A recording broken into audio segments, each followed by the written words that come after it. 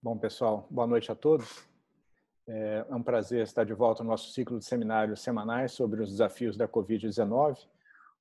Seguindo o nosso cronograma, a gente tem abordado temas que estão no entorno da crise, principalmente temas ligados à questão socioeconômica, e hoje nós temos o prazer de ter o João Manuel Pinho de Mello, atualmente diretor do Banco Central. O João é ex-aluno, ex-professor, ex-colega. João, é um prazer tê-lo aqui. A gente vai seguir o nosso formato de sempre. O João vai fazer uma apresentação um pouco mais longa, porque hoje a gente não tem um segundo apresentador. E depois da apresentação do João, a gente faz uma sessão de perguntas e respostas, em que quem tiver interesse em fazer uma pergunta usa o recurso de levantar a mão. Aí, na medida em que as inscrições vão chegando, eu abro o microfone, as pessoas fazem as perguntas. Gostaria de pedir que as perguntas sejam, como de costume, breves, não passem de 30 segundos, para que a gente possa dar chance do número maior de pessoas de participar da discussão, para que a gente consiga cobrir um número de tópicos mais abrangente. Fazendo a propaganda, a semana que vem teremos o tópico de globalização no período pós-Covid, com o Thierry Verdier e a Maria Cristina Terra. Então, sem mais delongas, vou passar para o João. Obrigado mais uma vez, João, prazer tê-lo aqui. É contigo. Obrigado, Juliano. O prazer é todo meu. Boa noite a todos e a todas. Claro que é um prazer especial. Esta também é a minha casa. Posso estar momentaneamente longe, mas será sempre a minha. Eu certamente sempre considerarei minha casa. Então é um prazer muito especial. Eu vou falar um pouco sobre a atuação do Banco Central aqui no combate às consequências econômico-financeiras da pandemia da Covid-19. Só um pouco para contextualizar, deixa eu colocar aqui a missão do Banco Central do Brasil. Se nós formos ao site do Banco Central no canto sudoeste dele, haverá bem pequenininha assim a missão, mas acho que é importante relembrar que a missão do Banco Central do Brasil tem 3 pilares: estabilidade do poder de compra da moeda. Isso significa compromisso com o centro da meta determinada pelo Conselho Monetário Nacional, assegurar um sistema financeiro sólido, significa resiliente a choques relevantes, e assegurar também um sistema financeiro eficiente. Isso aqui quer dizer eficiência produtiva, eficiência locativa. E nisso seguimos, mas estávamos totalmente focados nesse terceiro ponto, na agenda BC-RECH, e numa agenda enorme de indução de concorrência, não só no setor bancário em si, mas pensando em intermediação financeira de modo geral e nos mercados correlatos, como distribuição de produtos de investimento e meios de pagamento. Sempre quis dizer isso porque, como a gente estava com uma agenda muito que chamava muito a atenção no terceiro pilar da missão, que é a promoção de um sistema financeiro eficiente, e nós estávamos concentrados e gastando nossas energias nisso, muito porque nós tínhamos, de longe, atingido os primeiros 2 objetivos, né? A estabilidade do poder de compra da moeda e havíamos assegurado um sistema financeiro sólido. Então, principalmente no que se refere ao objetivo de sistema financeiro sólido, às vezes é o tipo de coisa que a gente só percebe quando precisa, né? E acho que a gente está naquele momento que a gente precisa, que é um momento de coletar, de uma certa forma, o pagamento do sinistro, que a gente pagou um prêmio esse tempo todo, sobre diferentes aspectos, né? Então, o sistema financeiro brasileiro passou por quase incólume pela grande crise financeira internacional e por uma recessão sem precedentes, quase sem precedentes, 2014, 2016, e está conseguindo aqui caminhar um choque de uma natureza totalmente diferente, inesperada, e um choque bastante forte. Colocar um pouco a agenda de hoje, acho que é importante fazer um background, ver onde nós estávamos no começo da pandemia, porque isso tem consequências para a formulação da estratégia de combate. Mostrar um pouco, acho que todo mundo conhece, mas é sempre bom mostrar o choque em si e suas repercussões no sistema financeiro e na economia real. Mas eu vou descrever um pouco a estratégia de enfrentamento da crise até este momento e colocar em seguida os resultados das medidas de enfrentamento da crise e uma conclusão rápida. Onde que nós estávamos no começo da pandemia? Deixa eu mostrar um pouco da evolução da intermediação financeira que tinha ocorrido. Acho que já há algum tempo se persegue uma estratégia quando se pensa na intermediação financeira de modo geral, ou seja, mais além do mercado de crédito bancário, que era um aumento da penetração dos mercados de capitais e uma maior confiança na alocação de crédito livre, ou seja, a preços de mercado, na alocação de capital e no financiamento aí da suavização de consumo. Isso tanto do lado do passivo do sistema financeiro de modo geral, quanto do lado do ativo. Foi feita uma aposta de crowd-in e, a meu ver, essa aposta foi extremamente bem sucedida. Durante anos, se questionou um pouco, eu acho que é um questionamento legítimo, se a ausência e a fragilidade do mercado de capitais privados demandava uma maior alocação centralizada, direcionada de capital, de crédito, ou se, na verdade, era essa alocação centralizada que causava a debilidade do mercado de capitais como alocador. A gente apostou aqui que era o segundo sentido da causalidade e era uma aposta que estava se mostrando extremamente bem sucedida. Nós víamos uma recuperação, primeiro um aumento da penetração do mercado de capitais, uma recuperação muito acentuada do crédito livre, mostrando aqui, fortalecendo os canais de transmissão da política monetária e embasada em avanços institucionais importantes.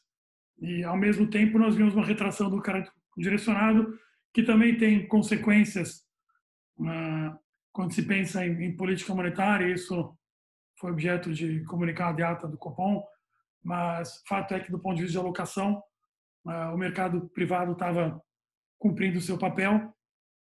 Isso aqui, colocando um pouco em perspectiva, a captação não bancária, e eu vou falar um pouco mais sobre essa pontinha aqui, que ela tem a ver com a segunda parte da apresentação. Isso aqui é só para colocar em perspectiva aqui uma parte do estoque e do que estava ocorrendo na captação do lado da penetração de mercado de capitais. Isso aqui é o estoque de debêntures emitidas por empresas não financeiras. A gente viu, como eu disse, um avanço do financiamento, principalmente para o mercado de capitais das empresas de grande porte. E uma consequência interessante é que o crédito bancário em si livre começou a fluir para pequenas e médias empresas e pessoas físicas, buscando, retornos que já eram mais difíceis de serem alcançados pela penetração e competição do mercado de capitais para as empresas maiores e as corporações. Isso tem implicações a respeito de qual era o posicionamento do balanço do setor bancário no começo quando ocorreu o choque da pandemia da Covid-19. Então, aqui a gente vê, por exemplo, a evolução do crédito com recursos livres para pessoa física e jurídica e a evolução do direcionado. Então, isso aqui está dizendo, basicamente, o setor bancário estava se direcionando para o crédito livre e crescendo tanto nas pessoas físicas como jurídicas, com o crédito direcionado basicamente caindo um pouco ou constante. Então, esse mais ou menos. Então, se a gente olhar, por exemplo, as concessões de crédito no fluxo para pequenas e médias empresas e grandes empresas, a gente vê exatamente esse movimento que eu descrevi. No fundo, crédito bancário para empresas grandes, mais ou menos constante, está subindo um pouco na ponta, mas se você olhar aqui nos últimos 2 anos e pouco, constante, e a gente viu um crescimento grande do crédito bancário nas pequenas e médias empresas. Isso aqui já é reflexo do bom desempenho do mercado de capitais para as empresas grandes e o crédito bancário fluindo para empresas médias e pequenas, onde, de fato, a intermediação bancária em si tem, inclusive, mais valor. Né? A gente via a rentabilidade do setor bancário subindo um pouco, mas muito devido à maior exposição aqui a pequenas e médias empresas e pessoas físicas, tá? Que é um tipo de rentabilidade diferente do que e remunera um risco diferente também, evidentemente, em relação a empresas grandes. Aqui a gente mostra, por exemplo, os ROIs do setor bancário, vendo um pouco esse movimento. É evidente que as perspectivas futuras não necessariamente refletirão aqui esse movimento passado de recuperação de ROIs. E lembrando que esses retornos aqui, eles refletem também uma mudança de composição de carteira para carteiras que são um pouco por natureza mais arriscadas. Então, ver onde nós estamos do ponto de vista de liquidez e capital, isso aqui é bem importante. Todos os conglomerados bancários sujeitos, que basicamente é o S1 aqui, tá? S1 eu quero dizer, os bancos eles são divididos em 5 segmentos para efeitos regulatórios e de supervisão. Os bancos maiores são os que estão sujeitos, por exemplo, ao cumprimento de alguns requerimentos no âmbito do Financial Stability Board, como a razão de cobertura de liquidez, que é basicamente quanto você tem de ativo líquido para cobrir saídas de curto prazo, e o Net Stable Funding Ratio, que é o quanto você tem de passivo longo para cobrir ativos longos. Então, todos eles com níveis, isso aqui é liquidez, tá? Bem acima dos níveis regulamentares. Então, aqui mostrando um pouco o índice de liquidez. Isso aqui não é exatamente o LCR, mas é o nosso índice de liquidez do Banco Central, que segue bastante de perto. Aqui 1 é o nível regulamentar. A gente via basicamente muita liquidez nos bancos públicos, eu vou mostrar um pouco disso, e os bancos privados no movimento agressivo de concessão de crédito, com níveis de liquidez mais baixos, uma coisa só se reflete a outra, mas ainda assim muito acima do requerimento regulatório que estaria aqui em cima dessa linha horizontal no número 1. Tá? Aqui a gente está olhando a dispersão do Net Stable Funding Ratio, que é esse, que é o de longo prazo, né? Ativos pacientes passivos pacientes para ativos longos, e a dispersão do LCR. Se nós olharmos a dispersão, estava todo mundo muito acima, níveis muito confortáveis, e aqui tem um pouco, de uma certa maneira, você pode pensar nisso como se a gente estivesse pagando o prêmio de um seguro, tá? Essa liquidez. E ela se mostra no momentos que você enfrenta um choque desse, sem precedente. Você pode falar que isso aqui é parecido com o Black Swan, aí você vê o valor disso.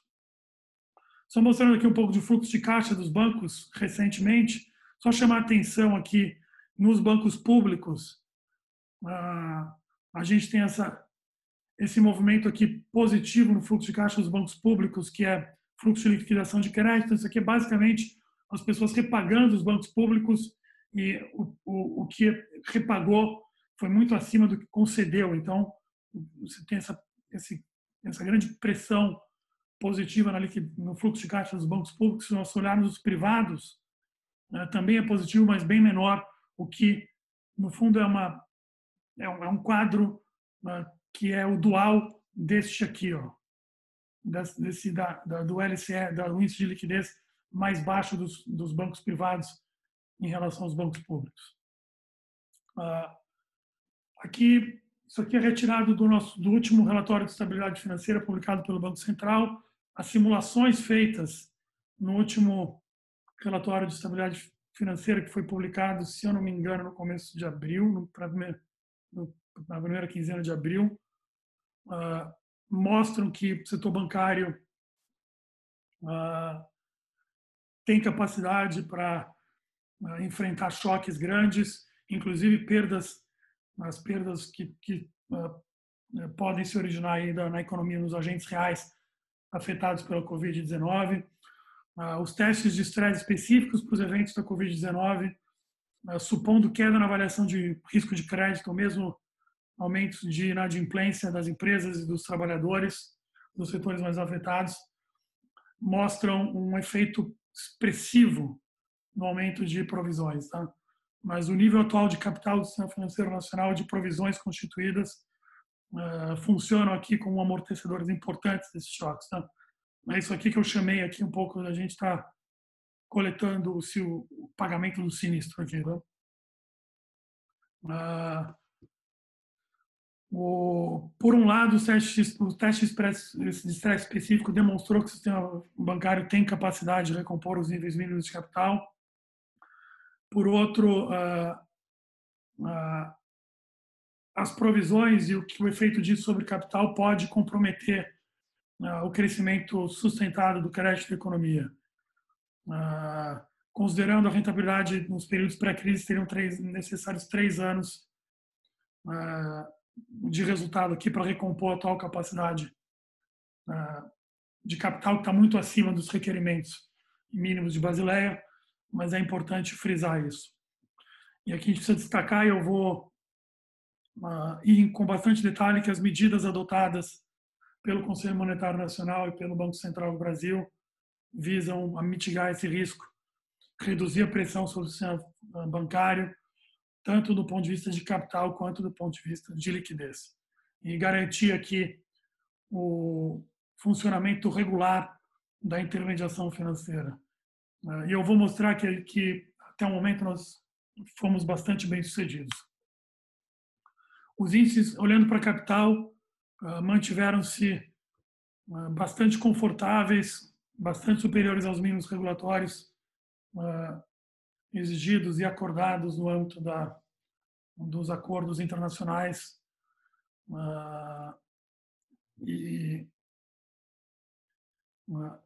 De novo, mas as provisões aqui são importantes e podem exigir movimentos de capital.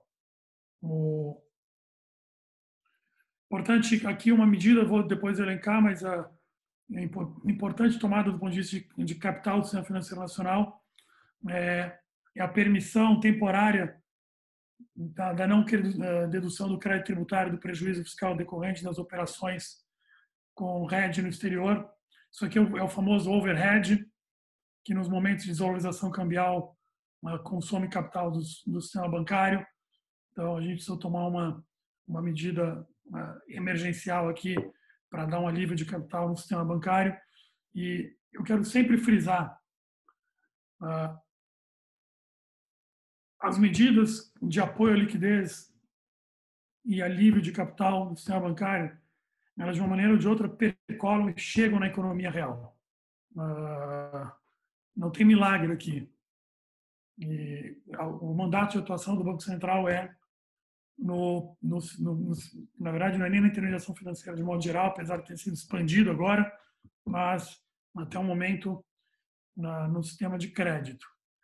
E eu vou mostrar que isso chega na ponta, na economia real, tem muita ansiedade quanto a isso, é natural, a ansiedade é esperada, mas é importante dizer que o que se faz aqui é garantir o funcionamento de uma infraestrutura totalmente crucial para o funcionamento da economia, e isso tem efeitos na economia real. Mostrando aqui um pouco os índices de capitalização e alavancagem. Então, nós vimos aqui, isso aqui é o índice de capital principal, Basileia, e as razões de alavancagem totalmente confortáveis, o que nos permite aqui amortecer muito do choque advindo das consequências econômico-financeiras da Covid-19. Mostrar aqui rapidamente, porque isso aqui todo mundo já meio que sabe, mas acho que é sempre importante, são a natureza e o tamanho do choque. Isso aqui são os dados de venda no varejo da Cielo, que a gente vê quedas assim sem precedentes. Por exemplo, varejo total caindo algo perto de 57%. O efeito em não duráveis, enorme. Perdão, o efeito em duráveis em serviços enorme, um efeito menor aqui nos não duráveis. Isso aqui tem muito supermercado, né? Mas a gente vê assim, só para visualizar o tamanho do choque. O movimento da expectativa de crescimento, segundo a pesquisa Focus, a gente chegando em previsões aqui, aí perto, a previsão média em queda de 5 pontos percentual do PIB no ano. Isso aqui é um pouco de dados de consumo de energia elétrica. De novo, isso aqui produção, quando você olha o veículo do lado de consumo de energia, não é perfeito, evidentemente, é só ilustrativo. Só o tamanho do choque que a economia real sofre, e evidentemente isso tem consequências no setor financeiro. Isso aqui é o IBCBR, que é o índice do Banco Central, do produto, aqui, o tamanho a magnitude do choque. Isso aqui olhando aqui estava olhando um pouco para a economia real, agora olhando para a parte financeira, a saída e os fluxos de capital e evidentemente contraparte aqui no câmbio é algo bastante forte nos emergentes de maneira geral, no Brasil em particular. Isso aqui é percepção de risco e VIX nos emergentes, só para ver, de novo, o tamanho do choque. O indicador de apetite ao risco em avançados versus emergentes é um choque comum aos emergentes. A gente teve um choque que foi mais forte no câmbio no Brasil, como se sabe, e a saída de fluxo no Brasil foi bastante forte. Lembrando que os movimentos de câmbio, como eu disse lá atrás, têm consequências para o capital do sistema financeiro. Isso aqui é a saída de capital nos não residentes, só comparando algumas crises. Isso aqui é a Covid-19, isso aqui é sempre marcado em D0, né, como se tivesse o começo da crise, comparando com a grande crise global, o taper tantrum e o China scare aqui, que é o verde. Então, a gente está falando de coisa de ordem de magnitude maior. Aqui no mercado financeiro, só mostrar que as consequências são no balanço dos bancos, mas em outras partes da intermediação financeira, isso aqui, mostrar um pouco do que aconteceu com os spreads nas debêntures incentivadas, muitas delas que estavam nas carteiras no mercado de capitais, nos fundos. Isso aqui é um crescimento de spread em debêntures AA e A, uma coisa bastante forte. Depois eu vou querer enfatizar essa parte aqui, que não é a volta total, mas a gente já começando a ver um arrefecimento muito devido à injeção de liquidez que foi feita. Isso aqui são as incentivadas, um movimento muito parecido. Vendo aqui fluxos e o que aconteceu com o volume, compras e vendas em março e depois a gente começando a conseguir injetar liquidez de maneira indireta, evidentemente, aqui.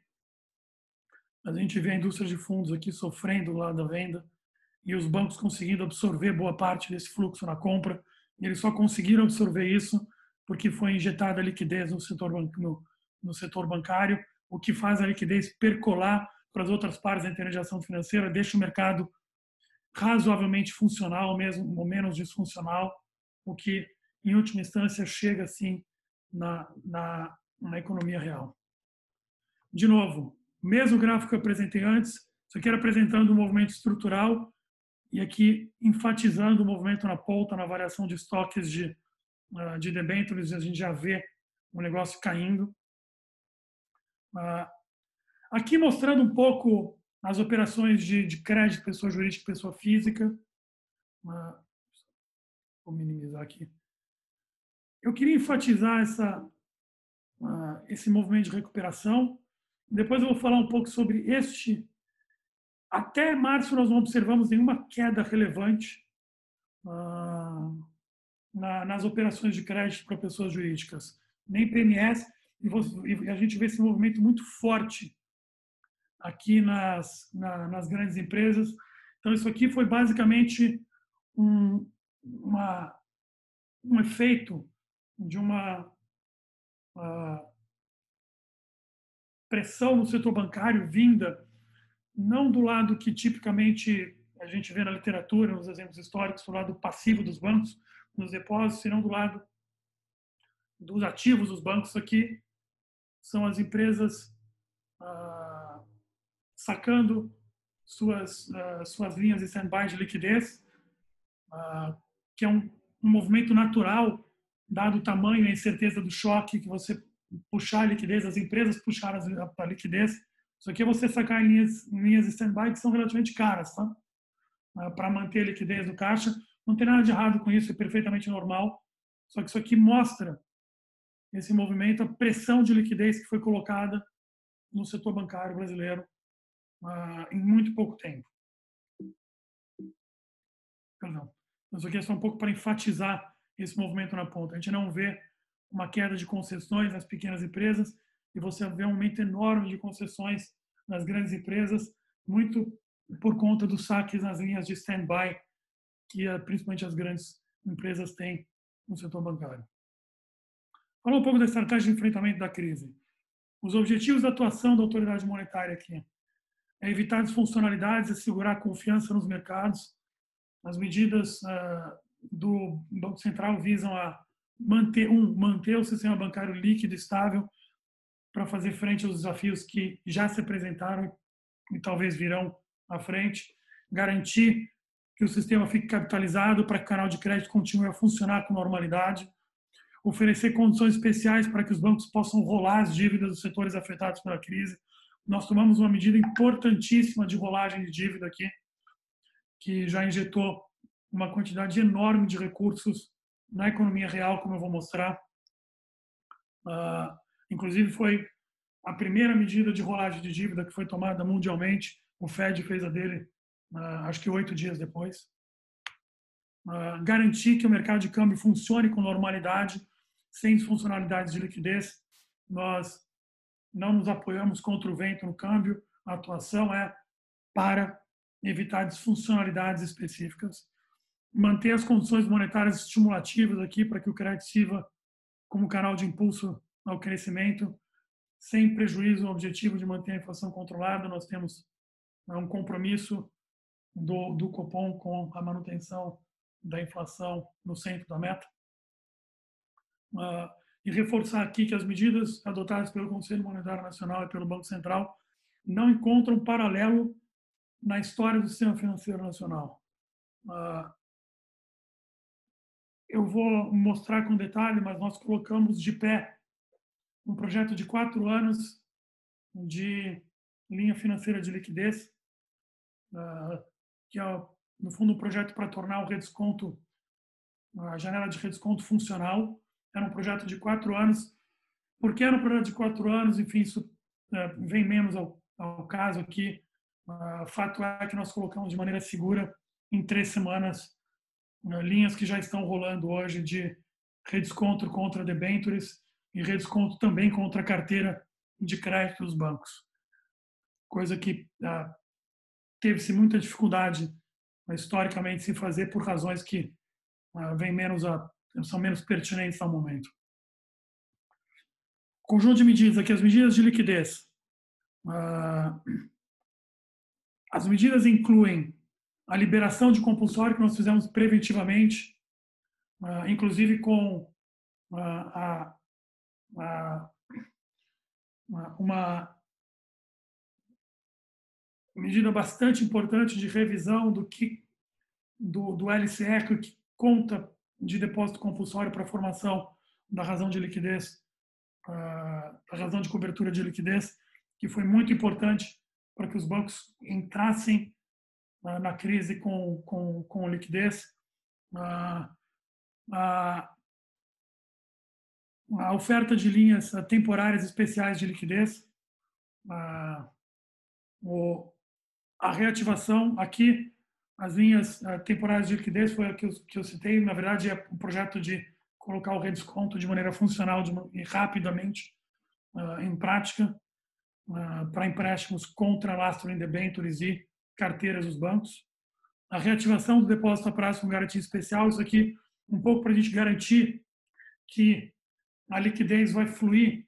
Algumas dessas linhas, elas atingem mais os bancos maiores, um pouco por construção, por ter empréstimo compulsório no caso da debênture, e atingem alguns bancos que têm algumas carteiras de crédito específicas que podem ser redescontadas com segurança. Então, para garantir que a liquidez fluísse para todo o sistema, por exemplo, as financeiras, nós reativamos o depósito a prazo com garantia especial, que no fundo é um seguro de depósito para tickets maiores, e a vedação por prazo determinado, a distribuição de resultados acima dos limites legais, evidentemente, e o aumento de remuneração dos administradores de maneira temporária.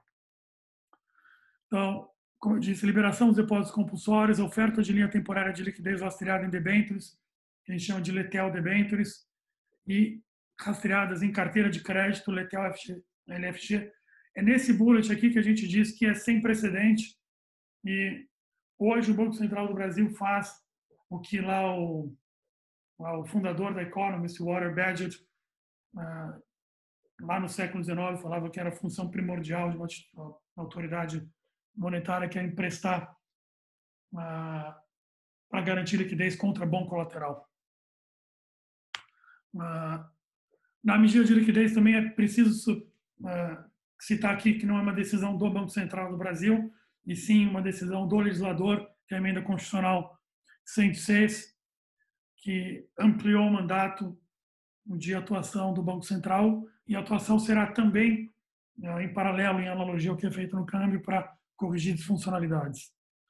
Aqui um pouco o público-alvo da potencial da Emenda Constitucional 106, que é para poder atuar diretamente, por exemplo, não sempre por meio do sistema financeiro nacional, mas atuar diretamente na compra de debêntures, cédulas de crédito imobiliário, cédulas recebíveis imobiliários, todo o conjunto de ativos que o Banco Central poderá comprar diretamente e não simplesmente redescontar por meio do sistema bancário.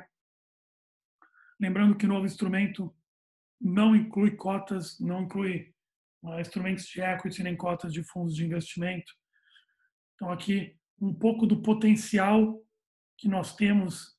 Então, aqui é o tamanho do arsenal. Tá?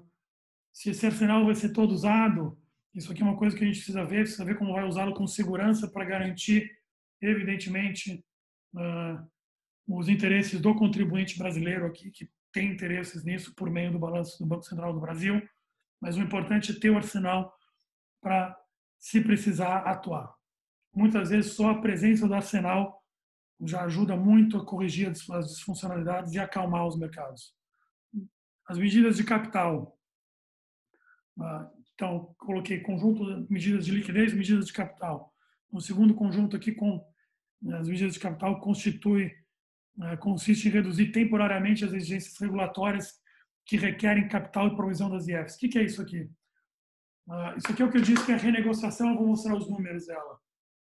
Sempre que há repactuação, isso tem implicações a respeito do capital que é exigido na operação e implicações regulatórias para provisionamento.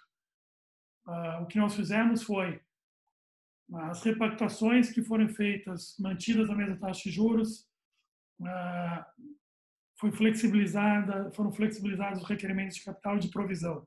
Isso significa uma quantidade enorme de repactuações, o que significa um volume significativo de alívio para a economia real, na forma de parcelas que deveriam ter sido desembolsadas e que foram repactuadas para frente. Então, originalmente é uma medida de capital que afeta diretamente a quantidade de crédito disponível para as pessoas físicas e empresas. O Conselho Monetário Nacional também reduziu, a partir do segundo tri deste ano, a exigência do adicional de conservação de capital principal, que é um adicional em cima. No fundo, o nosso prêmio. Não é hora de pagar um prêmio tão grande de seguro, agora é de coletar o pagamento pelo sinistro. E, de novo, outra importante medida aqui que o Conselho Monetário tomou é o alívio de capital para as instituições financeiras com a permissão temporária, e eu reforço aqui temporária, para não dedução do crédito tributário de prejuízo fiscal decorrente das operações com rede cambial no exterior. O terceiro conjunto de medidas é flexibilização de requerimentos regulatórios, porque o sistema financeiro, evidentemente, está com exigências operacionais grandes neste momento. Só dizendo um pouco aqui, as medidas tomadas pelo Banco Central focaram na liquidez e capital. Aqui são as medidas com os seus potenciais e o que efetivamente já foi implementado. Então, são medidas de liquidez cujo potencial total é 1,2 tri de reais. Já foram liberados de liquidez 260 bilhões, muito disso tem oferta, tem demanda aqui, e não necessariamente todo esse potencial deveria ou será concretizado em liquidez efetiva, às vezes nem precisa, e está muito no começo ainda, isso aqui é um potencial ao longo do tempo. Na liberação de capital aqui, nós temos um potencial grande e muito disso já implantado, que a dispensa de provisionamento por repactuação é basicamente o potencial todo de repactuação que pode ter no sistema financeiro, por isso 3,2 tri. Não necessariamente tudo isso será repactuado. Aqui, nós também, eu elenco aqui duas medidas, que é a nossa linha de swap com o Fed, que foi ativada, e a criação da linha, que é a linha para pequenas e médias empresas de folha de pagamento. Resultado, mercado de capitais. Aqui eu quero enfatizar essa parte aqui. Só o fato... João, desculpa. João, só para te avisar, a gente está com 40 minutos, só para... Eu vou tomar só mais uns 5 minutos. Beleza, ótimo. Obrigado. Aqui só um pouco... A gente teve esse estresse, os spreads aqui nas debêntures, no fundo é um estresse no mercado muito no mercado de fundos de crédito. Aqui a gente já vê, não voltamos, estamos longos de voltar para os níveis pré-crise, mas nós vemos uma estabilização com alguma diminuição. Isso muito, em parte, é o fato de nós termos aberto a linha financeira de assistência financeira de liquidez lastreada em debêntures, o que dá vazão para o setor bancário, que essa vazão percola aí para o resto da intermediação financeira. No crédito bancário, só comparando 2020 e 2019, isso aqui são dados do final de março, se eu não me engano, nós não vemos uma diferença muito grande de concessões, nem para pessoas físicas, nem para pessoas jurídicas, muito disso tem repactuação aqui. Se nós olharmos o crédito para o custo de crédito continua caindo, nós não vemos grandes movimentos de preço e nas taxas médias de juros nas concessões. Muito tem de repactuação com as mesmas taxas, por medida do Banco Central. Aqui um pouco as novas contratações, vendo que nós temos um fluxo bom, tanto em corporate, middle e pequenas empresas e pessoas físicas. Aqui são as renovações que eu disse como resultado direto da medida de repactuação que nós tomamos. Aqui, só para enfatizar alguns números, tá? De valor de parcelas repactuadas, nós temos 60 bi de parcelas repactuadas aqui. Isso quer dizer dinheiro que sairia e foram da economia real, que teria que ser repagado para o setor bancário, que foi repactuado para frente. Desses tem, por exemplo, 7 bi em valor de parcelas para pequenas empresas. Então, já foram injetados 7 bi em pequenas empresas, médias, por esse mecanismo. Só de prestar um pouco de contas aqui da linha de folha de pagamentos. É uma linha que é vista como aquém do seu potencial. Nós escolhemos colocar potencial grande nessa linha, muito do que não, do potencial aquém vem da demanda, mas eu queria enfatizar aqui que isso aqui já é metade, em poucas semanas é metade do que é concedido em microcrédito no ano inteiro, já afetando a manutenção de 1,2 milhão de empregos, e tem uma sazonalidade grande. Essa linha tem um potencial e nós vamos fazer ajustes na linha. O Congresso vai fazer ajustes, provavelmente vai fazer ajustes na linha que vai potencializá-la bastante. De novo, só para concluir, a gente tem um choque sem precedentes de saúde pública na economia real e na intervenção financeira. O Banco Central atuou aqui com grande tempestividade para garantir um bom funcionamento dos mercados financeiros. O setor bancário líquido e capitalizado é um colchão valioso. E o novo mandato aumenta o arsenal e amplia o escopo de atuação. E nós estamos também considerando e faremos medidas necessárias para garantir que a fluidez do crédito para a economia real. Muito obrigado. Desculpa por ter estourado um pouco o tempo aqui. Não, João, foi excelente. Foi muito bom ter uma visão tão detalhada. Enquanto as pessoas se preparam para as perguntas ali, uma coisa que me ocorreu é sobre a interação entre a liquidez dos bancos pré-crise, em particular o fato dos bancos públicos estarem com índice de liquidez tão mais alto do que os privados, e aquele aumento dos spreads das debêntures durante o período de crise. Para mim, eles ilustram duas coisas. O fato de que os bancos talvez não estivessem com apetite tão aguçado para a tomada de risco, já no pré-crise, e que durante a crise o risco aumentou, né? E acho que seria interessante se você conseguisse elaborar um pouquinho mais sobre como que, num contexto como esse, os bancos podem, de fato, né, como que essas medidas vão criar incentivos para que os bancos, de fato, aumentem os empréstimos na ponta e tomem risco, né, do ponto de vista dos incentivos que estão sendo gerados ali. Eu acho que tem tem claramente várias medidas em escala aqui de liquidez, mas eu queria escutar um pouco mais sobre essa questão dos incentivos à tomada de risco, que eu acho que é um tema central. Sim, excelente pergunta. Só deixa eu... Acho que é mais fácil que eu achar o slide. Os bancos privados, o setor privado, olhando para a liquidez, estava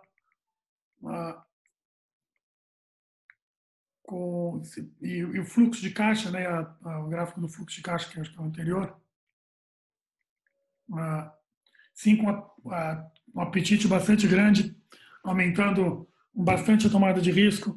Eu acho que os bancos públicos têm uma dinâmica peculiar um pouco aí de alguns rescaldos, talvez, do passado, mas os bancos privados, a parte privada, sim, com apetite enorme para liquidez, grande para tomada de risco, inclusive indo para segmentos como as pequenas e médias empresas e carteira de pessoas físicas,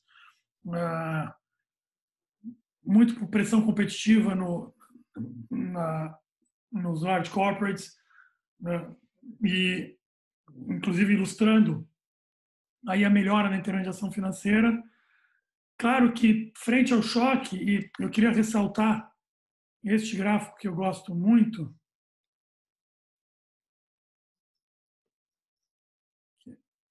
esta parte aqui,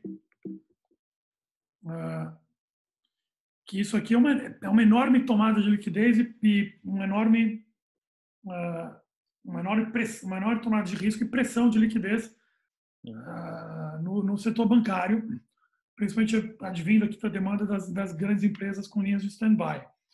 As medidas que nós fizemos foi, vamos garantir a liquidez para o funcionamento, para garantir a funcionalidade e evitar descapitalização rápida e promover incentivos, por exemplo, para repactuação de linhas, incentivos, inclusive, do ponto de vista de capital. Então, se os bancos, à medida que nós tomamos logo no começo da crise, que se os bancos repactuarem, mantendo a mesma taxa de juros do contrato anterior, isso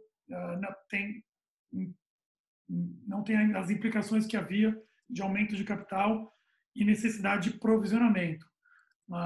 Tanto dá um incentivo grande que foi feita uma quantidade brutal de repactuação aqui. Então, isso aqui é uma injeção na economia na forma de parcelas que não foram repagas para os bancos de 60 bilhões, de 57 bilhões de reais aqui. Sendo que, por exemplo, 7 bilhões só nas pequenas e médias empresas. Isso aqui já é o efeito da medida estimulando a repactuação. Então, o escopo de atuação é garantir liquidez, garantir que há pouca pressão do ponto de vista de capital e agora, conforme a necessidade vai se mostrando, a gente vai começando a pensar em novas medidas, inclusive para fazer fluir para a ponta diretamente. Ótimo, João, obrigado. Vamos coletar 3 perguntas aqui. Vou começar pelo Vinícius. Seu microfone está liberado. Só tirar o mudo e fazer a pergunta. É um prazer, diretor Pinho de Mello, ouvi-lo. Acho que vai em linha com o ponto que o Juliano apresentou e essa medida que você mencionou do alívio em termos de capital que vocês e o CMNE propuseram de fato, das coisas mais rápidas que houve. Eu me lembro que foi na reunião do CMNE de 16 de março, então logo quando a crise se manifestou. E acho que é uma medida ótima para o estoque de crédito já concedido. Então, de novo, é um estímulo para você fazer um standstill, dar um fôlego para o pessoal que já tem um crédito. Eu tenho dificuldade em entender como novos créditos, ou para pessoas ou entes, PJs, que precisam de um primeiro crédito, essas medidas todas possam ajudar, e especialmente a preocupação com a questão de risco de crédito. Acho que é uma questão quase insuperável. E a minha preocupação é que, se de algum jeito você atribui algum risco de crédito para quem quer que venha conceder empréstimos, o foco seja no estoque e não em novos empréstimos. Então, a tentativa vai ser de ressuscitar empréstimos passados, potencialmente empréstimos vão ser concedidos para quem ou não precisa ou tem um projeto de continuidade meio de NPV negativo, uma coisa meio risk shifting, em detrimento de novos créditos. Então, queria ouvir um pouquinho a percepção sobre o problema de risco de crédito e como superá-lo. Obrigado. Vou pegar mais uma. Daniel, é só tirar o mudo e... Oi, obrigado. Eu queria perguntar para o diretor, no último Copom teve um debate acirrado, né, sobre lower bound. Eu queria entender um pouco da cabeça dele, né, que tem, enfim, diretores que acham que tem o lower bound, que não tem o lower bound, e também sobre um pouco da estratégia, né, que teve uma divisão também entre pessoas enfim, dois diretores que achavam que dava para cortar de uma vez só, né, e o pessoal mais do lado gradual. Como ele não participou, queria saber um pouco como ele está vendo esses dois temas. Tá ótimo, João. Acho que não pode responder essas duas, depois a gente pega mais, se aparecer. João, você está no mudo, João. Perdão. Desculpa, acho que agora foi. Obrigado pelas duas perguntas. Obrigado, Daniel. Como você disse, eu não participei do último Copom, então eu não...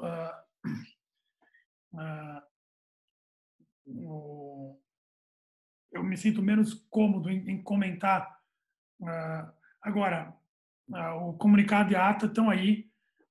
Acho que a discussão foi sobre a existência de um overbound que podia, em suas implicações para a cautela. Acho que é um debate que o Copom colocou muito produtivo, e para a gente começar a refletir um pouco sobre isso quando o diferencial de juros corrigido para volatilidade começa a chegar em níveis que podem causar alguma descontinuidade ou aceleração.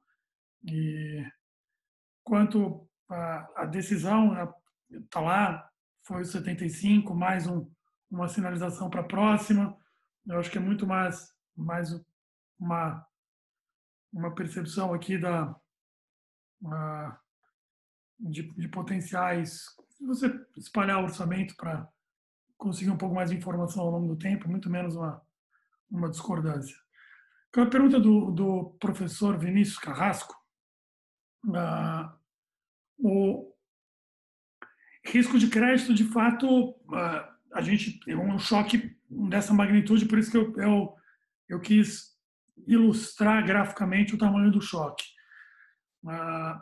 Se nós pegarmos uma medida como a PES, o Programa Emergencial de Sustentação de Empregos de Folha de Pagamentos, tem uma lógica aqui que é você carregar boa parte do risco no Tesouro, mas deixar um pedaço de risk sharing para os bancos, e que é importante do ponto de vista de screening e é importante do ponto de vista de recuperação de crédito também, na frente. Eu acho que tem que lembrar aqui, um pouco pelo benefício do tempo, que países diferentes entraram com espaços fiscais diferentes na crise, né? E o direcionamento para a folha de pagamento também cumpre um papel um pouco de autoseleção, né? Dado que o empréstimo, ele operacionalmente, ele é dado para a empresa, mas o pagamento é feito no empregado, para o trabalhador. Então, isso tem um efeito sobre a autoseleção que é uma discussão legítima, que acho que a gente tem que ter agora e se precisar, corrigir. Que se você quer ter essa autoseleção, o que pode ter efeito sobre o tamanho da demanda do programa, a gente está totalmente convicto e tem evidência suficiente aqui que se o programa está aquém do que o aporte que foi feito, a gente precisa esperar um pouco e ver os ajustes que serão feitos no Congresso para saber se ele ficará aquém mesmo, e esperar ver a duração da crise. A gente tem total convicção que é por razões de demanda, tá? Não de oferta. Então, não é por o risco de crédito, na subscrição de crédito está impedindo os bancos de emprestar nessa linha, não. Houve várias dificuldades operacionais, um pouco com certidão negativa de débito por razões previdenciárias, que estava na Constituição e caiu agora com a emenda constitucional 106, um pouco de operacionalização, e eu acho que é inevitável que o Tesouro Nacional acabe sendo um pouco segurador de última instância aqui, né? Isso já é verdade no desenho da PES, da folha de pagamento, é verdade no desenho do Pronamp, que é um programa que já foi sancionado pelo Presidente da República, que é para os menores, né? Que é para empresas com faturamento até 4,8 milhões de reais, faturamento anual, e com uma boa parte de risco de crédito no Tesouro. É natural, a essa altura, que a gente exerça o Tesouro exerça esse papel de segurador. E eu acho que, vendo a necessidade, a gente precisa, é natural que se coloquem aí em pé outros programas com essa natureza. Tá ótimo, João. Edmar, seu microfone está liberado. Obrigado. Tenho uma pergunta de ex-presidente do IBGE, que é a respeito da posição da cesta de consumo pós-Covid, e se isso vai ter impacto aí no regime de metas.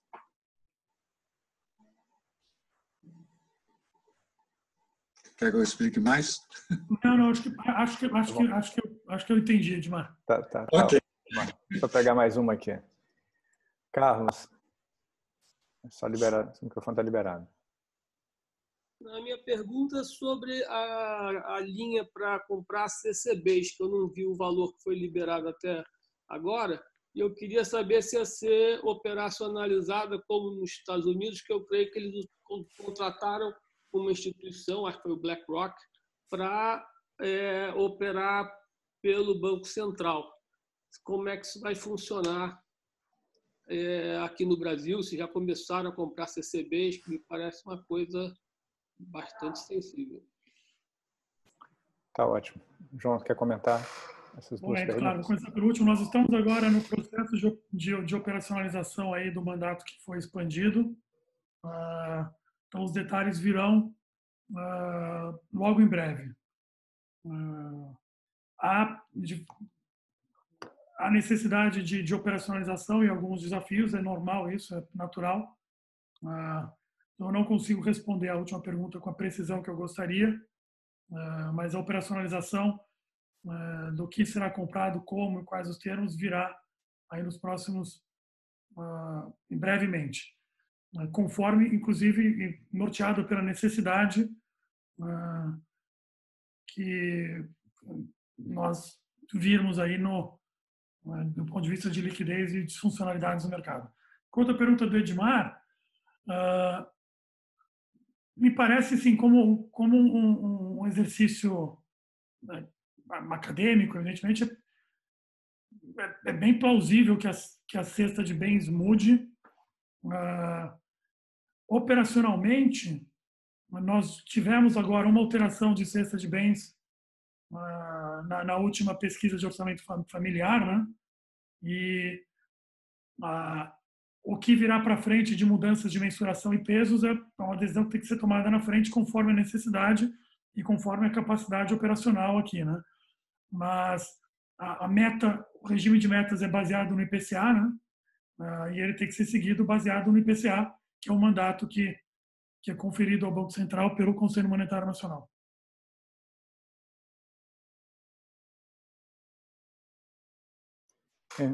Obrigado, João. Eu vi que algumas pessoas fizeram perguntas no chat. Vocês não querem levantar a mão e colocar pergunta aqui oralmente? A gente já está chegando no final do nosso tempo. Acho que caberia mais uma pergunta. Gustavo. Gustavo, seu microfone está liberado.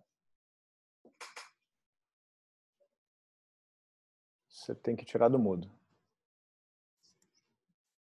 Perfeito. Obrigado, Juliano, João Manuel. Minha pergunta é, hoje num artigo no New York Times, a Sarah Ruskin, ex-membro do Board de Governadores do Fed, ela criticou a atuação do Fed de trazer para o balanço da Autoridade Monetária Americana ativos da indústria de óleo e gás, que, segundo ela, ameaçam a estabilidade futura da economia em função da crise de longo prazo, né, que acontece em slow motion, né, a crise climática. O Banco Central do Brasil tem alguma avaliação em relação a possível exposição do balanço do banco a ativos do setor de combustíveis fósseis, em função da possibilidade agora com esse novo mandato de encarteirar títulos, né, privados também, e potencial, enfim, impactos aí na resiliência futura e riscos associados à mudança do clima, em linha com as recomendações da TCFD. João, só um instante, pegar o do Luiz Roberto, seu microfone está liberado. Você tem que tirar do mudo. Era só para dizer o Edmar que o problema é do IBGE, não é do Banco Central.